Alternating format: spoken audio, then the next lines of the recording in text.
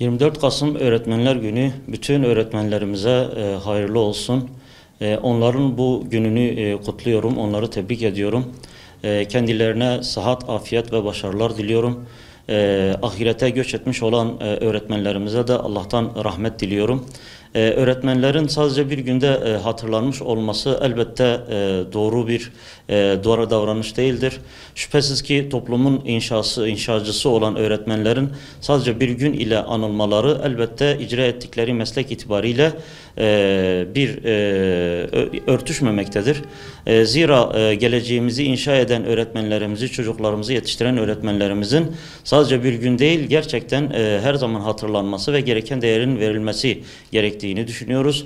Öğretmenleri bekleyen çok büyük sorunlar vardır. Özellikle maddi sıkıntılar had safhadadır. İlgililerin maddi sıkıntılarının çözmesini, öğretmenlerin maddi sıkıntılarının çözülmesini bekliyoruz, ümit ediyoruz. Özellikle sırada bekleyen 3600 ek göstergenin kesinlikle açıklığa kavuşturulması, netliğe kavuşturularak bir an önce yürürlüğe konulmasını bütün öğretmenler adına Eğitimciler Cemiyeti olarak talep ediyoruz. Son dönemde öğretmenlere yönelik bir takım saldırıların da arttığını üzülerek görmekteyiz, müşahede etmekteyiz. Aslında öğretmene yapılan saldırıların aslında öğretmenlik mesleğine ve eğitim sistemine yapılan saldırılar olduğunu unutmamak lazımdır. Öğretmenlik mesleğinin itibarsızlaştırıldığı ve saldırıya maruz kaldığı bu dönemde çocuklarımızın gereği gibi eğitilmesini öğretmenlerden beklemek de öğretmenlere yapılan bir haksızlık olarak durmaktadır. Öğretmenlik mesleği özendirilmelidir. Öğretmenlik mesleği herkes tarafından benimsenecek bir standarda yükseltilmelidir. Bu noktada saldırıları kınamakla beraber bu hususun yetkililer tarafından gözden geçirilmesini Eğitimciler Cemiyeti olarak talep etmekteyiz.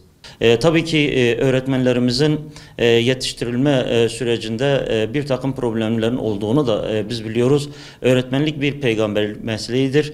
Peygamberlik mesleği olan öğretmenliğin de toplumun değerlerine, hassasiyetlerine, inancına, örfüne uygun bir şekilde bir performansla, bir formatta yetiştirilmesi gerektiğini inanıyoruz.